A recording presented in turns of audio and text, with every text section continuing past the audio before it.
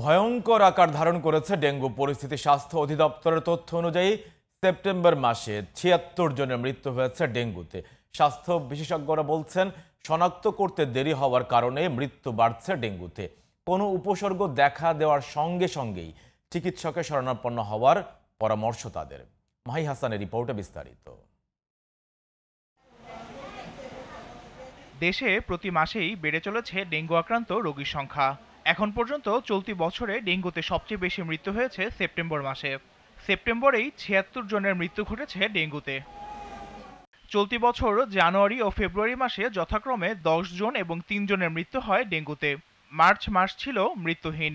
এপ্রিলে ৭ ও মে মাসে ৩ জনের মৃত্যু হলেও জুন মাস থেকে বাড়তে থাকে মৃত্যুবরণকারীর সংখ্যা।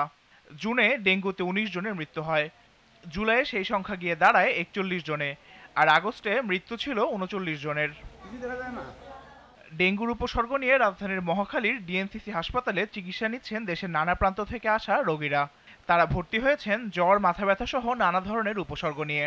শরীর দুর্বল ছিল, মাথা ঘুরাইতো, জ্বর আগে চলে গেছে, কিন্তু ডেঙ্গুর প্রকোপ রয়ে গেছে। প্রচণ্ড ব্যথা ছিল গায়ে, গায়ের ইজুন মাংস খইসা পড়ে যাবো এরকম অবস্থা ছিল। কালকে এসে একটু সুস্থ, আল্লাহর রহমত। একই সময়ে দেশে ডেঙ্গু ও চিকুনগুনিয়ার প্রভাব বেড়ে যাওয়ায় রোগ নির্ণয়ে কিছুটা বেগ পেতে হচ্ছে বলে জানান চিকিৎসকরা।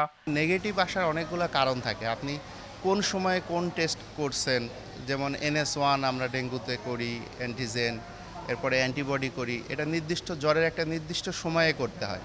তো সেই সময়ে না করলে স্বভাবতই সেটা নেগেটিভ আসতে পারে। রুগীদের বলবো যে ডেঙ্গু কোনো একটা টেস্ট নেগেটিভ আসলো, আপনি একটা সিদ্ধান্ত নিলেন, এটা আপনারা করেন না। অনেক সময় নেগেটিভ আসলেও আমরা রোগীর লক্ষণ দেখে সিদ্ধান্ত নিই রোগীটা ডেঙ্গু।